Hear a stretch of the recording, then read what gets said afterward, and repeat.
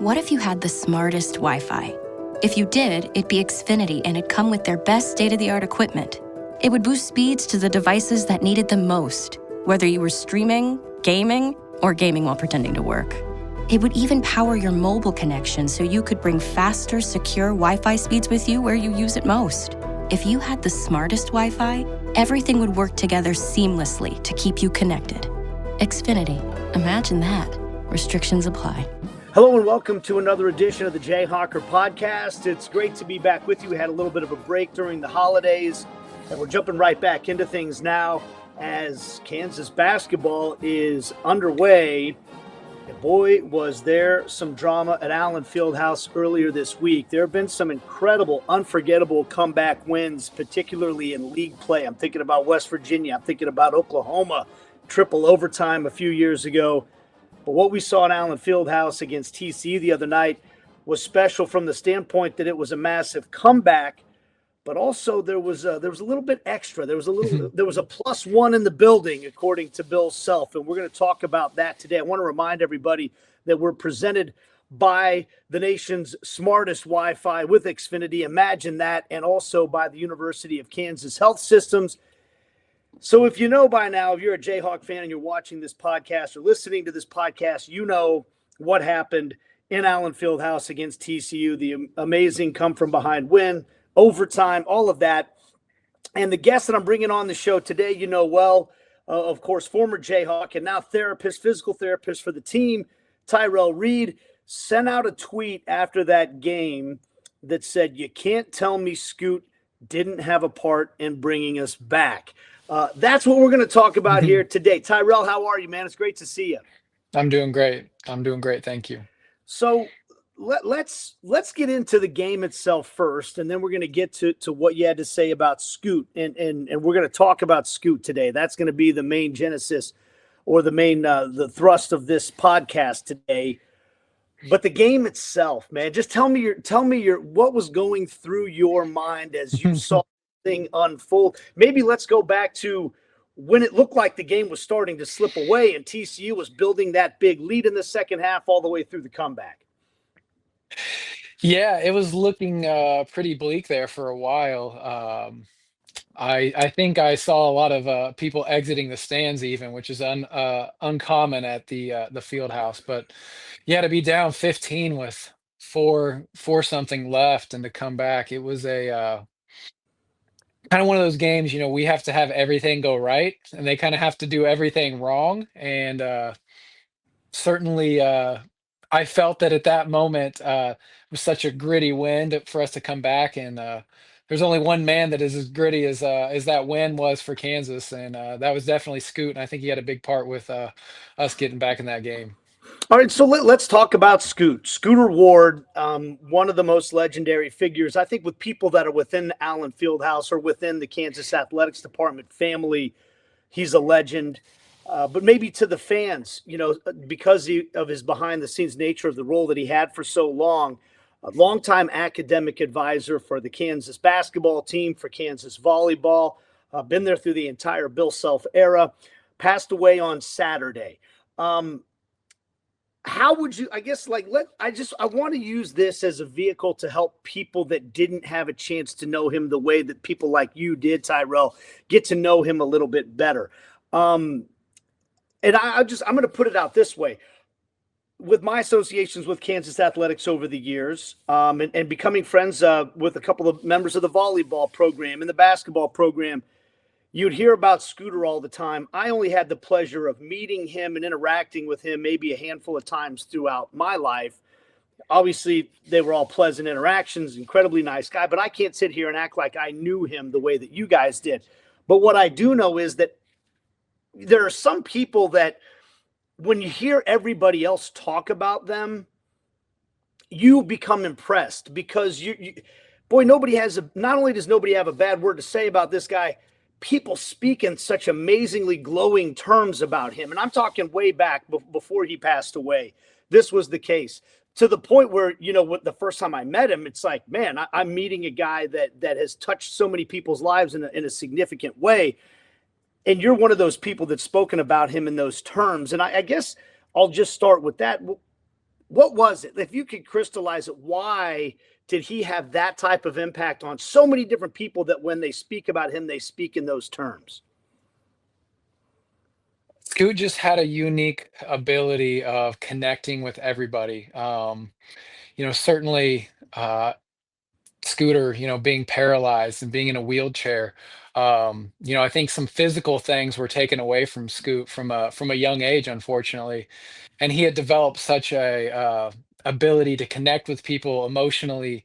He was an amazing speaker. He had him going through so many tough trials. It was one of those things you could lean on him when you were going through anything in this world, and nothing that is probably going on with you personally is ever what he's dealt with from a challenging standpoint. And the most positive, genuine, just man out there. And I think everyone in KU athletics was able to see that, and it was obviously a huge loss for all of us. But at the same time, it's just kind of gives you a way that you want to live, and that's certainly what I've taken from this. Is I'm at peace just knowing that the way Scooter lived and the outpouring of support that he's had, it just makes me feel that in his unfortunately cut short life, that he made such an impact. Can you take me back to when you met him the first time? I met Scoot when I was 7 years old. So m- my dad coached in Roy Williams and Bill Self basketball camp for years and years and years. And my dad actually had Scooter in his gym as an assistant coach. So that's where I met Scoot when I was a little kid, going through Kansas basketball camp. And then Scoot eventually took over his own gym to where he basically ran his own portion of the Bill Self basketball camp. And yeah, I've just known him for so long. He's been a family friend, and unbelievable to my family, my mom, dad, my sister, and then to be able to go to Kansas and actually have Scoot be my academic advisor helped me, get through my undergraduate degree and steer me into the field of physical therapy. And I was fortunate enough that in my field of physical therapy, I was able to kind of help him a little bit at times Mm. once I got out of school. And just has such an amazing wife, Robin, that we're certainly thinking of during this time. And he just a piece of all of our hearts was broken last Saturday. So, gosh, help me with the timeline on that. Then, does that mean that you would have known him before he had the accident in junior college, and or when you met him, was he already wheelchair bound? I met him. It would have been right after he pretty much graduated with his doctorate degree here at Mm. Kansas. But he was, certainly that would have been, 25 years ago, when I was a young kid. Did he discuss that situation much with you guys? You know what I mean, in terms of what he had been through and what he had battled. You talked about the things he's been through that kind of make whatever it is you're going through in your life pale in comparison. But did he ever discuss those things much with you guys? That's the funny thing is he never would unless you were the one that would bring it up, Hmm. because he never wanted it to look like he was the victim or something bad has happened to me. He kind of used that as a springboard to say, hey, something's been taken away from me, but there's still so much to give. I know he was in an accident when he was in college, and uh, that's at a young age, as a college kid and I know he was a great athlete, such a good athlete through high school and Hmm. college, that to have that taken away, I think it was kind of in his way able to give back by working with athletes still. So since you knew him even before you got into the situation being at Kansas, where he's an academic advisor, and I think maybe we could also just paint the picture a little bit for people that have never played Division I athletics, the role that a person like that plays in your life. Mhm. We'll get to that maybe just in a second, but how much did your relationship with him change from that moment once you got on campus, and it's more than just a family friend and the things that you had known him as before, and you guys were actually working together? It was fortunate for me because, coming from small town Kansas to big, you know, big, big place Lawrence, new to college, having Scoot there was like a kind of security blanket, I guess you could say, that he was always going to look out for me. He was one of those people I could always go talk to if I was ever having trouble, not only with school, but in life, or, just needed a kind of another father figure to be around. But yeah, being an academic advisor at a major institution like Kansas and dealing with Kansas basketball, Kansas volleyball, it is a huge undertaking. I mean, you've on men's basketball, you got 15, 16 guys. You're trying to figure out schedules. You've got to get those schedules around basketball practice. You're trying to figure out transfers and what transcripts do they have? What classes do we need to have to get them to graduate to stay eligible? I mean, it's a kind of a thankless position, but one of those where he knew that he was giving back to these kids and setting them up to have a successful life. And I think that's what you're seeing is just all these kids that he had a huge effect on that are just so thankful for them, for him setting them up. Yeah, I mean, look, and you're talking about 15 different kids who come from different parts of the country, maybe different parts of the world, Mhm. bring a different level of academic accomplishment to the table, Sure. right? Or what their education level has been up until the point Mhm. they got to college.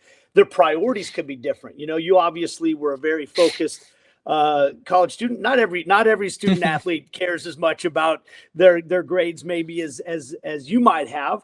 But when you're the academic advisor, you're in charge of helping all those kids, right? And I think it's interesting to see the wide swath of guys that have come out and talked about what an impact he's had on each of their individual lives. Yeah, certainly. Like Scoot would probably say is, Tyrell, you were the easiest person that I had to deal with every day. Like I didn't have to worry about you going to class. I knew that you were going to show up on time. And some of these other players, like you said, that might not have been the case. So I think he probably was banging his fists and banging his head against the wall a lot, trying to get some of these guys to do things. But uh, everyone respected Scoot so much that they might mess around for a little bit, but they understood that he was just really trying to steer them in the right direction to get their degree, because he knew at some point that basketball was going to stop bouncing. And I know he helped even players that maybe for Coach Williams that maybe didn't have their degree yet. He would go the extra mile with making sure that those former players had what they needed in order to graduate. Yeah, there's an old line I heard from Dick Vermeil one time who said that the people rarely care how much you know until they know how much you care. And that seems to be a running theme that I hear a lot from the people that were around Scoot. There's no mystery that he cared about the kids that he was working with. And I'm wondering if you have any examples of just maybe how that showed itself, in the times that you were around him. I mean, he cared immensely. He cared for every single athlete he dealt with all of the support staff, getting us, the players that need tutors and extra help. And he would go the extra mile with speaking with, professors when we're on the road to say, hey, can we somehow push this exam? Can we somehow get this exam proctored? Can we somehow figure out a way to get this kid through this class? And, I don't, there's so many examples, it's hard for me to pull just one, but um, he was just such a special man. And I'm such a better person, and I'm a better therapist, and I'm hope a better dad because of Scoop. So I guess I come at this from an angle. My wife is a physical therapist. Like you and I have talked about that in the past. And I Salute. really, I love my conversations with her because therapy is, I mean, physical therapist really doesn't fully describe what you do, right? Because you're a therapist. You mind, body, everything is tied Yeah. together. And when I talk to her about some of those things, and I've talked to you about some of these things, the mentality of a person that wants to try to heal themselves, right? It comes into play. And you say you're a better therapist because you're around a guy like that. You learn how to overcome adversity, or at least maybe look at it in a different way because you're around a guy like that. And I don't know. I guess I'm struggling for the right questions here because the mark that he's left on you that's the type of thing that that carries on forward. And do you find yourself drawing on lessons that you learned from him in your practice on a day to day basis? Certainly, just having compassion for every person that steps in the door. I work with, regular patients daily that are just, weekend warriors. I work with our men's basketball team, and uh, you know, being around Scoot, you treat everyone the same, and I try to do that with my practice. It doesn't matter who's in front of me. I want them to get the best care that they can get. I want to truly listen um, to their reason for being here. I want to meet their goals. I want to have them enjoy being around me, and he certainly did that for all of us. Scoot was he was battling so many things, and one thing that I just think about is on my best day, or I mean, excuse me, on my worst day. I was never battling anything near what Scooter was. I mean, that guy would have to get up. When I was playing, he traveled with us. So, somebody, myself, another player, we would help transfer him onto the bus. Uh, we'd transfer him onto the airplane. We would, get him to the hotel. And then Scoot would, you know, have to do so many things that we take for granted, maybe, dressing, getting in and out of bed, all things that are simple for us. And he would never complain about it. It's going to take him longer. But guess what? That guy was always the first one there. He was always on time. He just did everything with so much grace. And he never wanted anybody to feel bad for him. Did he ever talk to you about like where he got all that strength? To do the things that he did while battling, and we haven't even talked about the subsequent health issues that he had with his aorta, Mhm. and being hospitalized those couple of times. Did he ever talk to you about where he summoned up the strength to handle all those things? You know, I know he has a great, he had a great family. I've met his mom. I never met his dad. I've met his brothers, and he had an amazing support system. But I think him being an athlete growing up, he never wanted anybody to feel sorry for him. That was the last thing he was looking for, is anyone's sympathy.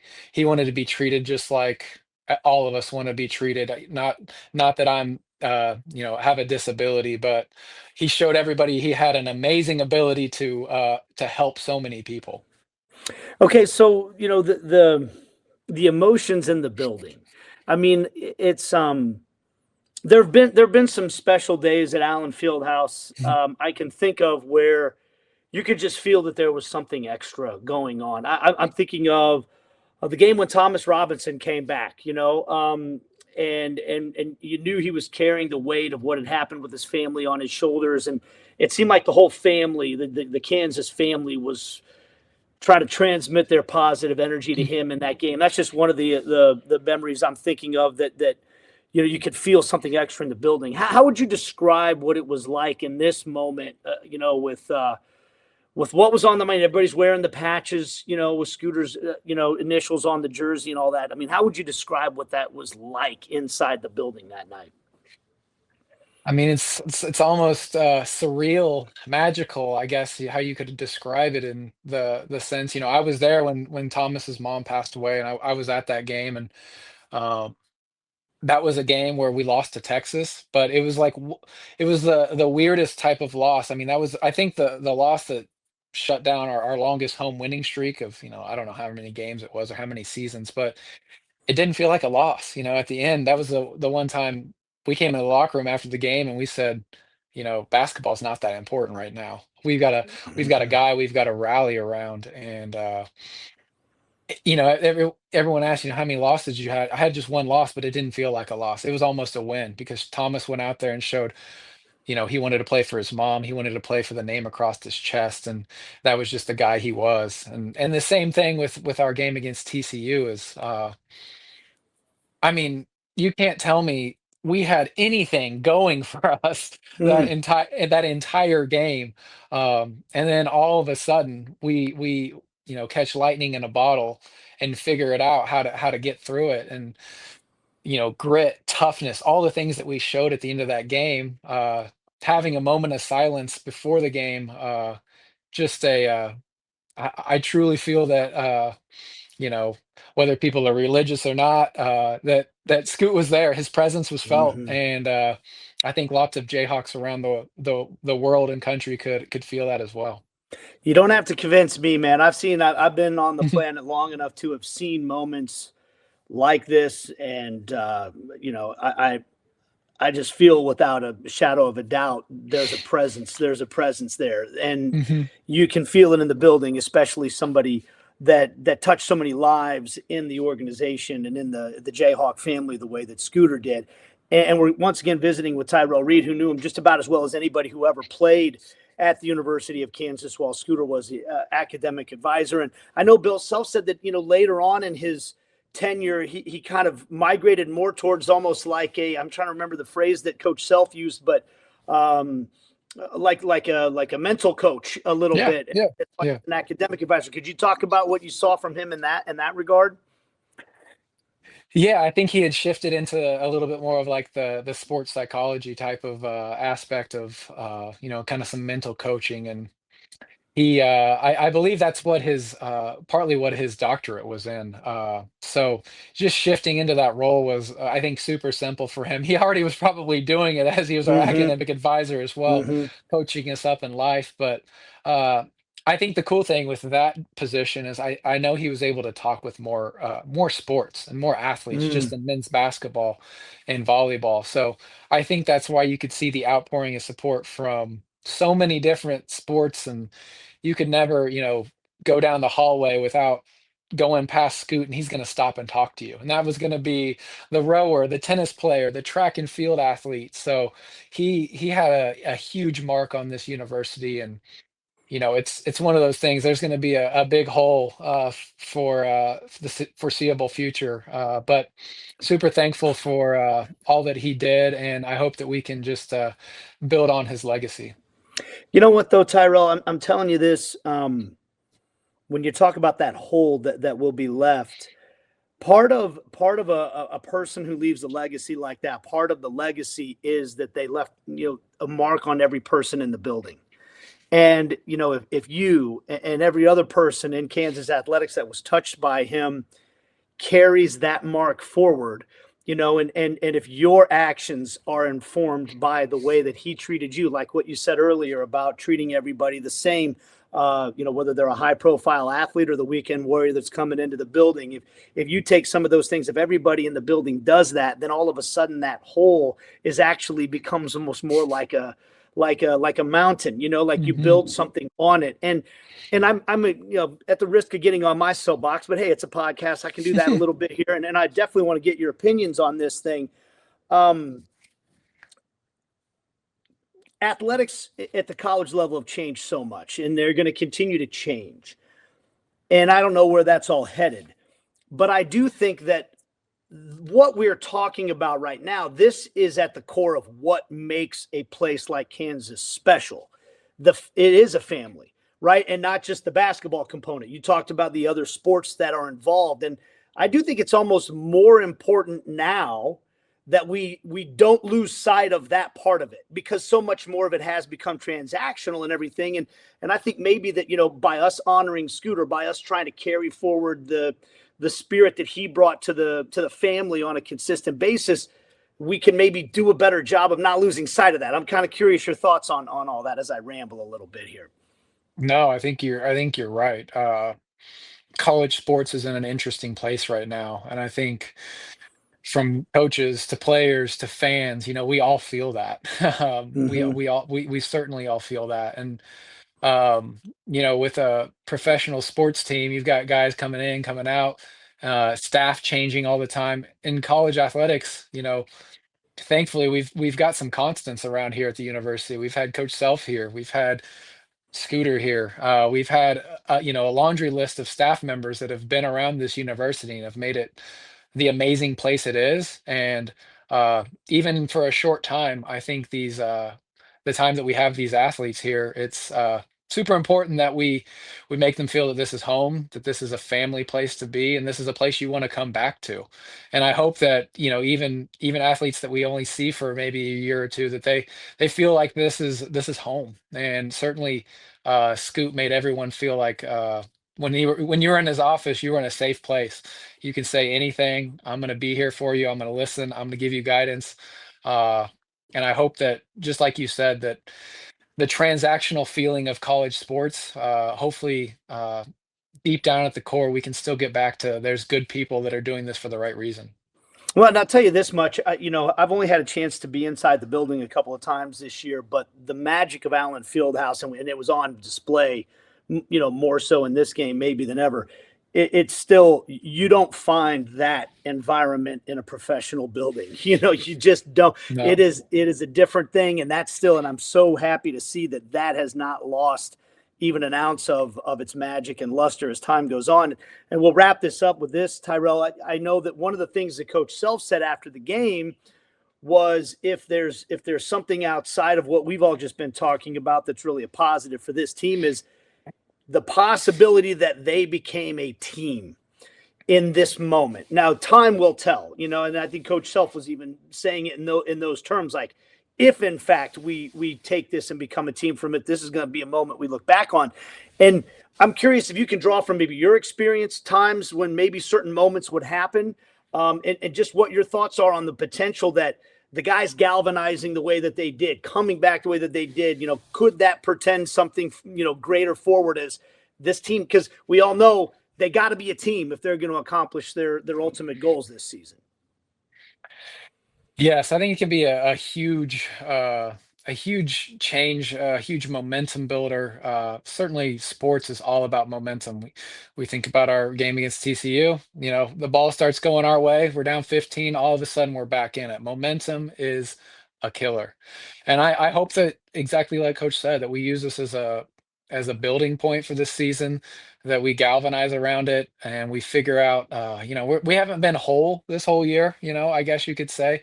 We've got amazing group of players, and, DP getting back in the fold of things, and guys figuring out how to play, him figuring out how to play with other guys in a game setting. Practice is completely different.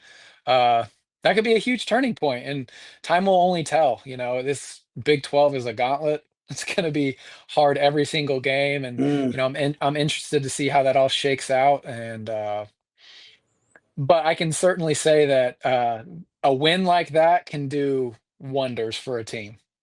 Yeah. Well, hey, your job, man. I mean, you what a fascinating job you have. I I'm think lucky. it's and for you to take what you learned as a player and to be able to help use that, I think the mindset of what these guys are going through. And a lot of people that would maybe be in your position wouldn't have that. And I'm curious how much that helps you when it comes to trying to treat these guys and get them, ready to play and all those things. I hope it helped. Yeah. I hope it does. I love what I do. I love working with all the athletes that I get to have an impact on, and men's basketball certainly has a near and dear place in my heart. So when I get to work with all those guys on a day-to-day basis, I do try to impart maybe any little bits of wisdom that I have, and I understand when you're not making shots, or I understand when coach is on you. I get it. I was there. I know it's not fun being hurt. I mean, nobody wants to be injured, Mm. and uh, it's a frustrating thing. I think as fans, we all look at these people, or look at these players as idols almost, and these guys are just regular people going through things just like everyone else is, and sometimes it's just nice to look at those guys and say, like, hey man, I'm here for you. What can I do today? Mhm. What do we need to get through that's going to make this a better experience? How can we get you ready for practice? What do you need? And I'm lucky to have that ability to work with those guys, and as much energy as I try to bring, they bring energy back to me, and it's kind of the way I get to give back to the game. Well, Tyrel, hey, we really appreciate the time. I know it's an emotional time right now around Kansas athletics. And for those of us that didn't have the privilege of knowing Scooter the way that you did and the rest of the guys on the team, thanks for giving us a little bit of insight into what made him such a special character when it comes to Kansas athletics, and maybe how we can honor his legacy going forward as well. So thanks a lot for the time, and thanks for what you're doing for the athletics program as we speak right now as well. Oh, my pleasure. Thanks for having me. That is Tyrel Reed. He's working as a physical therapist in Lawrence and for the University of Kansas for the basketball team as well. We're going to sign off on this edition of the Jayhawker Podcast. As always, we're brought to you by Xfinity and the University of Kansas Health Systems, and we'll see you next time.